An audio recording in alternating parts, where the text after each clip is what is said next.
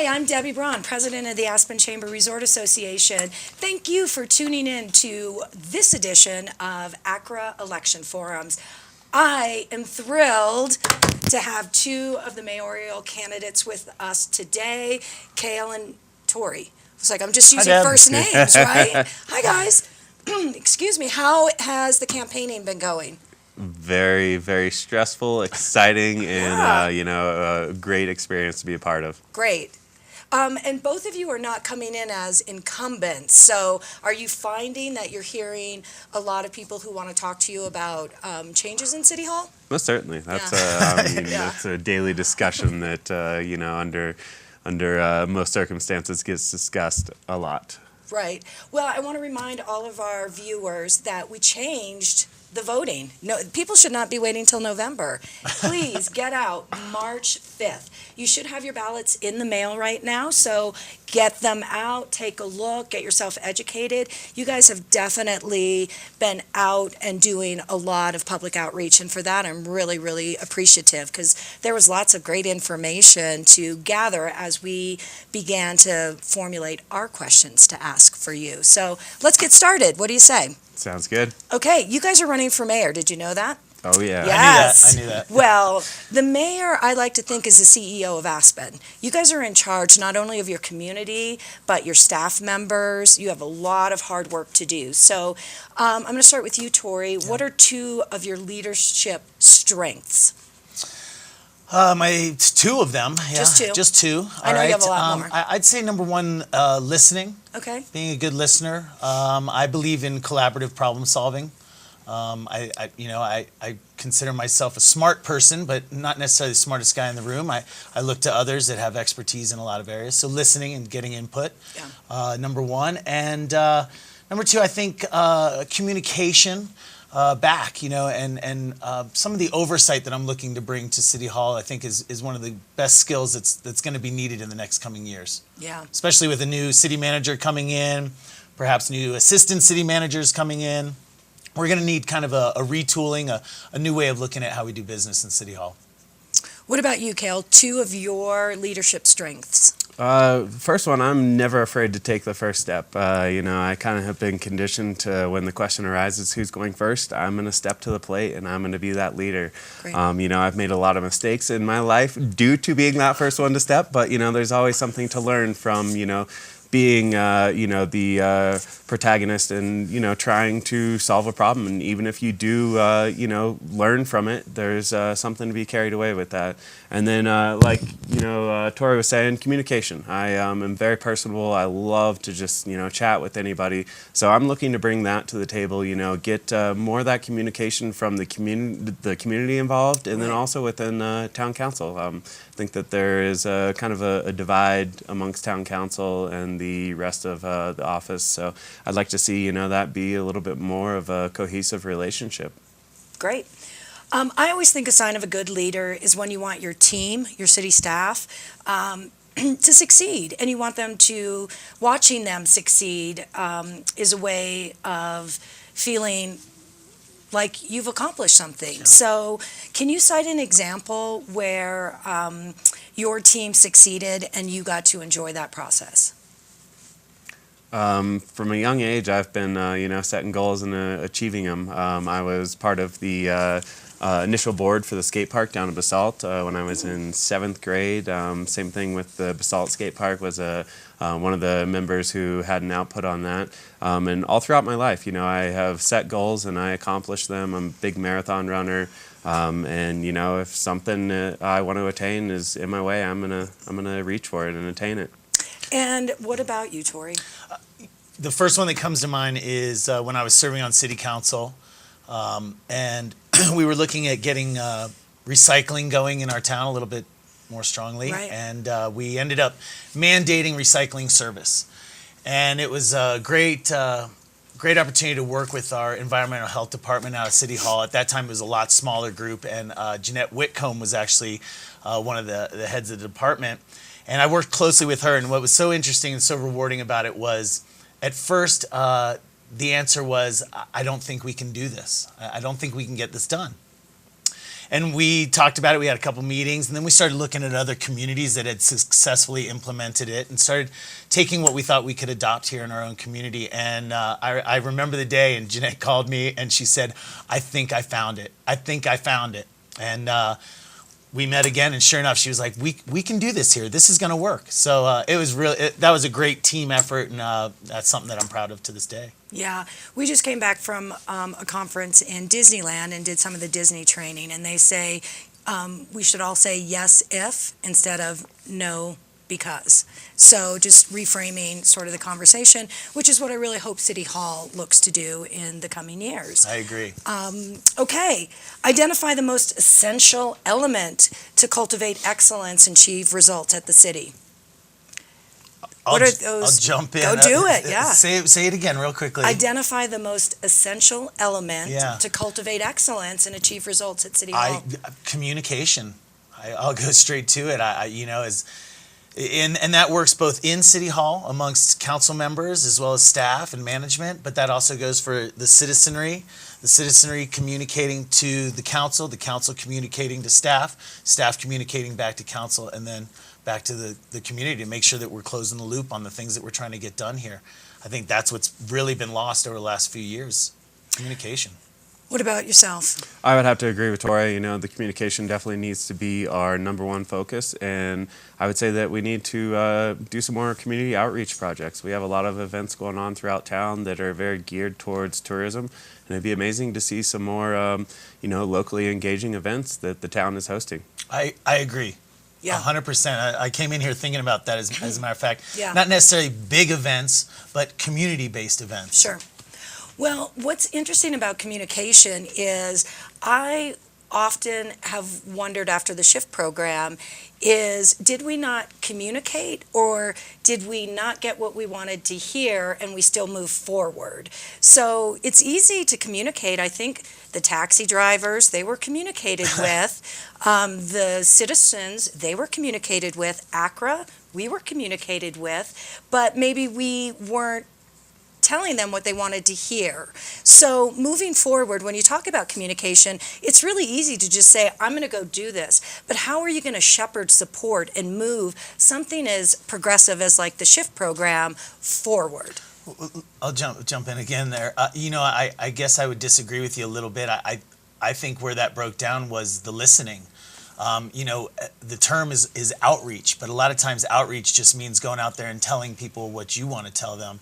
And oftentimes, a lot of the meetings that we have conducted by the city, I've noticed, you can get the results that you want by asking the questions that you want to ask and steering the answers. So I really felt like when we talk about eliminating the parking on Hopkins Avenue on Restaurant Row, I happen to live downtown, so my ear is to the ground a little bit better perhaps. But I was shocked that the council members thought that they didn't see that coming. You talk to anybody on Restaurant Row, if you listen to them, you would have known that was a bad idea that wasn't going to fly with them. The taxi drivers, they raised their voice at the very end, when that was going to be voted on. But again, if you're on the streets and you see these people day to day, you're going to be listening to what they say. You'd be having those conversations. I think the outreach problem there was that they weren't listening. Cale, what about yourself? You were not a proponent of shift, is that correct? No, I was not. Yet you're on an environmental platform, and shift was really designed to help get cars and address traffic and those types of issues. So what would you propose coming out that aligns with some of your environmental initiatives that surround transportation? I've been promoting RAFTA the whole entire campaign. We have one of the most amazing transit companies in North America. They've won several awards for innovation and just the services they provide. And it is a very underutilized system. The whole idea behind RAFTA was to get more cars off the road, and we have, funding and the capabilities to get a lot more cars off the road, be it, parking at the Intercept lot and riding a bus into town, or, that's your mode of transportation, the commute on the RAFTA bus. So I feel like we are we're trying to put a Band-Aid over an issue that we have had the solution to solve for many, many years now. And I would like to see, us further expand upon that. And what's that solution that's been right there in front of us? Just getting more involvement through the Raftabus, trying to get companies, to offer that as a employment benefit. Here's your month pass for Raftabus. Well, just to be clear, ACRA does offer a discounted program for employers to Most get certainly, their... and there's plenty of businesses around town that do the same which thing. is really great. However, if you're riding the bus in the morning, it's not a pleasant experience because a lot of times the buses are full. Are you guys riding the RAFTA buses up and down the valley? And ridership is going up, so RAFTA can only do so much. What's the next level of solutions? Well, if we're just talking about the bus transit, I think there's some operational improvements that we can be making on RAFTA. Like you're saying, and I think this is what Cale's alluding to, is you're right. If the buses are full in the morning, then we need to increase bus availability so that we can increase ridership. That's something that I think we both would agree about. But there's other service things that I think that RAFTA is not really maximizing right now. Yes, I do ride the bus up and down the valley. I'm not a commuter. I live in downtown Aspen, but I have occasion where I take the bus down valley a lot. One of the things that just kills me is when I'm standing at a stop and the BRT goes right by me. What kills me is when any other route except the local won't stop at the stop that I need to get off on. I don't think that's very efficient use of busing. We also see a lot of buses that are going empty. So I agree with what Cale's saying. And he's not just bus-centric, though. We've talked a lot about other modes of transportation as well, from pedestrian and bike to car sharing. We're for all those things. But if you do the math on some of the mobility plans that were being rolled out, the actual vehicle miles traveled wasn't being impacted efficiently. It wasn't an environmental movement at that point. So I think there are things that we can be doing, and increasing RAFTA's effectiveness is one of them. Most certainly would agree with all of that. Excellent. Well, then, we only have 30 minutes, so it's kind of like we're just shooting a lot of questions at you right now. But one of the things I want to know is once one of you is elected and you move into goal setting in the summer with your fellow council members, what is your number one goal that you want to see brought forward that the city's going to be working on? Pick one or two goals. What would one of your top two goals be if you became the next leader of the city? I've had a big focus on pushing that environmental movement with highlight on community greenhouse or, expanding the community garden. I feel like we have a very valuable asset we could add to the community by, improving that, expanding upon that, creating a maybe even a commercial or retail spot where restaurants can rent little plots of land and be producing their own greens and whatnot. So I would love to see, that would be one of my first initiatives to, kind of expand upon that. And I've heard a lot of support for that amongst this community. Why aren't we trying to get something in play that is actually going to be another valuable asset to our community, like the rec center or, so many other valuable assets that the community has. In prioritizing goals, especially business goals, how does that fit as a business goal? I think the greenhouse, I love the idea, and I actually have one at my own house. But how is that really helping business? Well, there's a whole market that could be expanded upon that. We have the Saturdays Farmers Market, bringing in local merchants, but those local merchants are coming from 2.5 hours away in Paonia and bringing the produce from there. So it'd be a very valuable asset to the community to go, oh, hey, look, this is our community greenhouse providing, a platform to sell produce that was grown at the community garden. So in that, it's itself, having a platform to sell, produce, that's one regard. And then also, renting it out as a commercial space and also leasing out to the community. Great. I've Goal been setting. working. Yeah, I've been working on a compost program. We send here in Aspen 40% of our residential and commercial waste outside of construction material. 40% that goes to the landfill is compostable material. So I'm a waste management person, environmentally motivated. So that is a program that I'd like to see moving forward and intend to keep on working on that regardless of whether I'm elected or not. However, I want to really touch on what you're kind of talking about is this council for a number of years has utilized a top 10 goal setting seminar to, I guess, focus their energies. But I really think that that's gotten us off track. If I'm elected, my intention is going to be to go department by department and kind of set priorities in each department, you know, not just 10 for our entire city, but really refining and getting more efficient about what we're doing in every department. And is that the job of the mayor or the city manager? I think it's both. Okay. You know, I think you're talking earlier about the mobility lab. Yeah. I think that's one of the things that's been missing is there hasn't been follow-up and follow-through. You know, council sometimes claims that they're just a policy-making body, and that's where it stops. I don't agree with that. You know, this is a job. We're supposed to be in there to get things done. You know, Cale has a great idea with a community greenhouse and locally sourcing food product. In order to get that done, you can't just mention it and think it's going to pop up. You have to work to those ends. So I think that's one of the things that you need from a new mayor and new council members as well is some follow through and some oversight to work alongside staff. Right, but what happens if you have 5 people on council who all have differing priorities and now are infiltrating into into the staff? But that's not how Okay. it goes. You know, you as a council, there's 5 members. You assign priorities, and you would assign them in each department. You don't have just rogue council members going out there like, I know they told me not to That do this. seems like it would be a little crazy. That's just not the way it operates at all. Unfortunately, we've gotten even further away from that where it's not operating at all. You know, where these initiatives are dying on the vine. Over the last 6 years, I think there's been half a dozen and more initiatives that have been started only to be retreated from at the last moment. I could go child care improvements. Well, why don't you give me an update on the pedestrian mall? I can. It is not in the budget for this year. And I'm glad you brought that up because I wanted to actually talk to you about that. Yeah, it's one more thing that seems like we put a lot of energy into, and now they quietly sort of move away. And I would just like kind of a fact sheet about what we approved, what's going through, and what's not. So, because after a couple of years of not hearing anything about the mall, I was curious, is it moving forward? Well, it is currently not in For the next year. It is not in the next year's budget.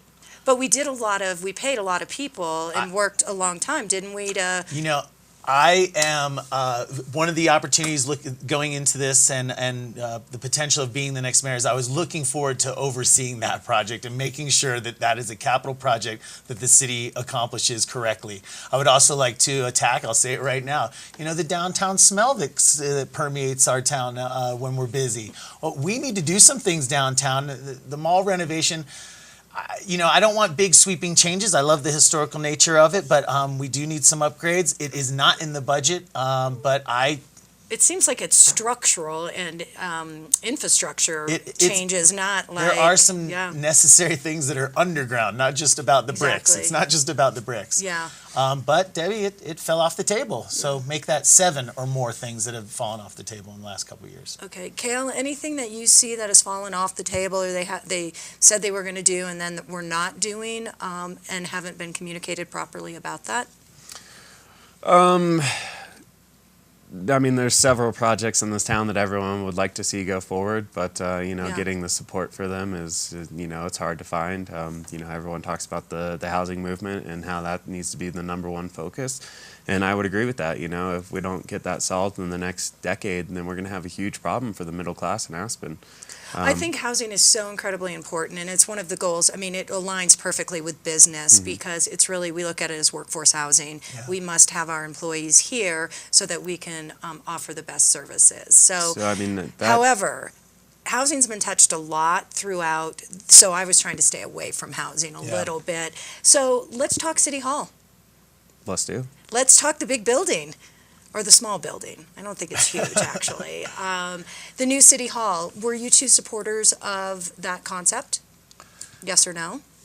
Yeah, I'm a supporter for that. You are? I mean, there's a number of staff issues that are, you know, occurring in the current City Hall. They definitely need some more space, and I feel that's another building that could be repurposed and utilized to solve some of the problems that we have in Aspen, like the daycare issue. That would be lovely to see, you know, right downtown. We have a tremendous daycare in the old City Hall building.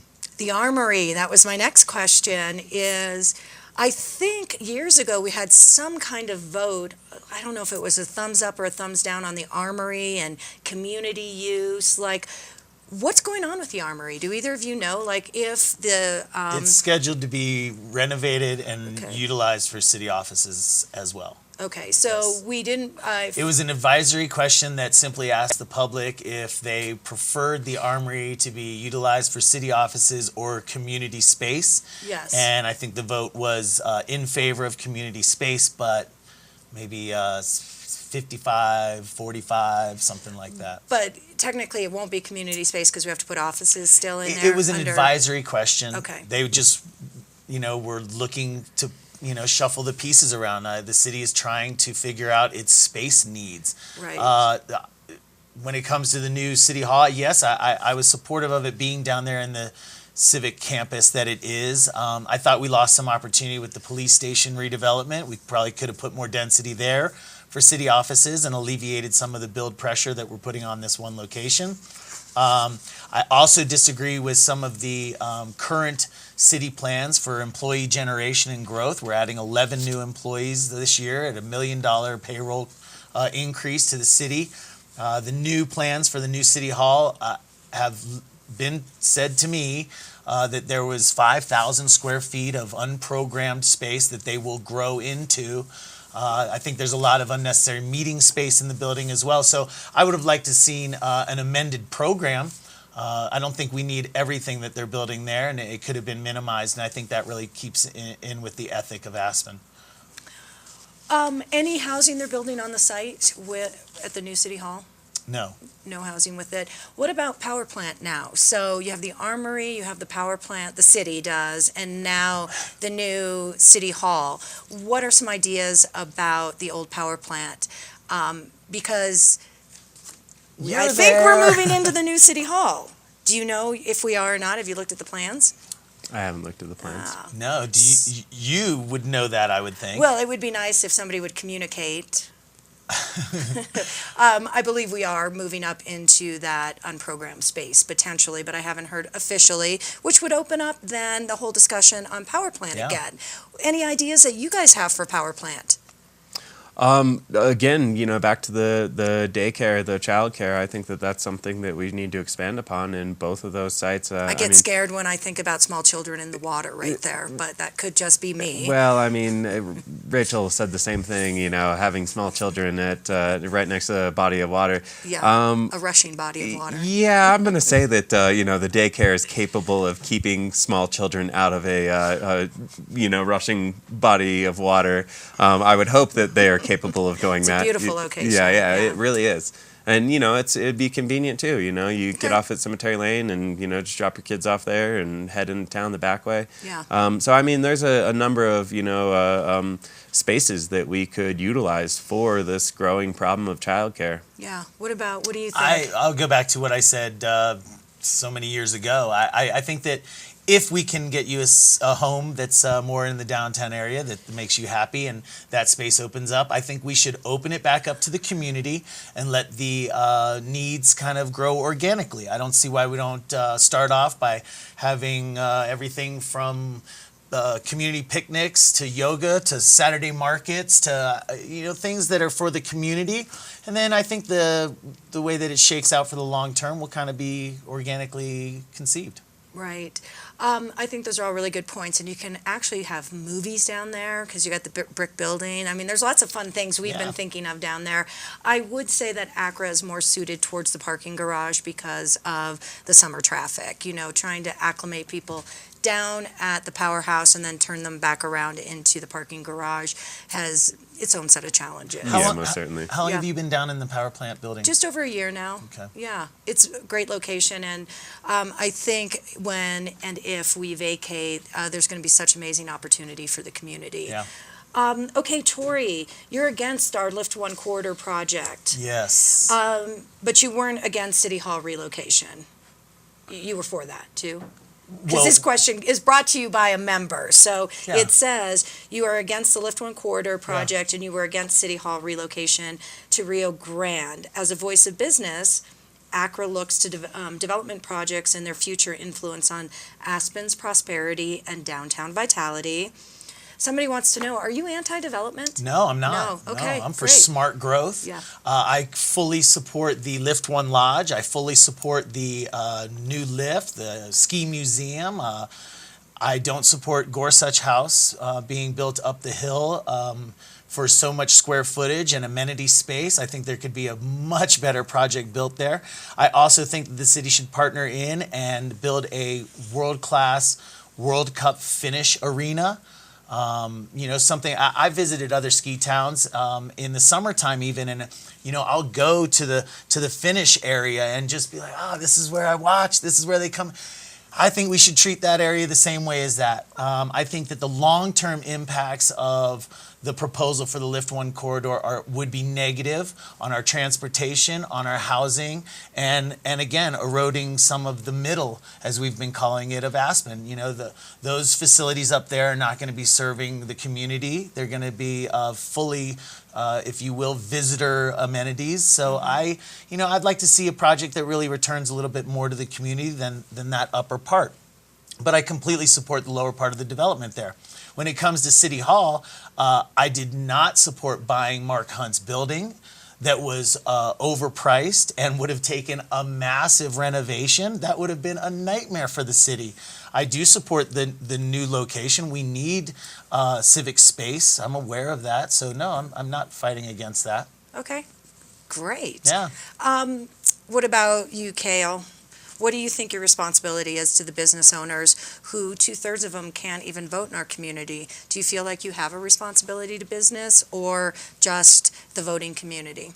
I would most certainly say that I have a responsibility to businesses in town. I've talked to a number of shop owners, and they're in support of Lift One for that, development that it's going to bring to town. It's going to bring more ability to stay in Aspen, more, rooms. There is some qualms about the employee housing and a number of other issues, but the big picture of it, it's going to be something that is appealing to Aspen. It's has the possibility of returning the World Cup here, and I would agree with Torre. There are several issues about the project that could be redeveloped, redesigned, and kind of be looking towards the future Aspen a little bit broader than it is right now. But I feel that the project is going to be something that is very, very clutch to the future of Aspen. And, you're touching on it not bringing a lot of local retail restaurants, and I would like to see the opposite of that. I would like to think that our community can support it, can go up there, can go out to the restaurants, and that's one of my favorite areas of town. So I would love to see it revamped and have a real grand sized park up there. So I'm all for it. Great. Well, I want to just thank you both. There has been a lot of effort on both of your parts to get out there, to talk. I hope this isn't the end. I really hope it's just the beginning of all this dialogue, because I do think it bonds our community better together. So I really want to thank you guys for running. I want to thank everybody for joining us for this edition of ACRA's Election Forum. You can catch this on Facebook, on Instagram. Grassroots going to be replaying it. But if you do anything, get out and vote. Absolutely. All right. Thanks so much.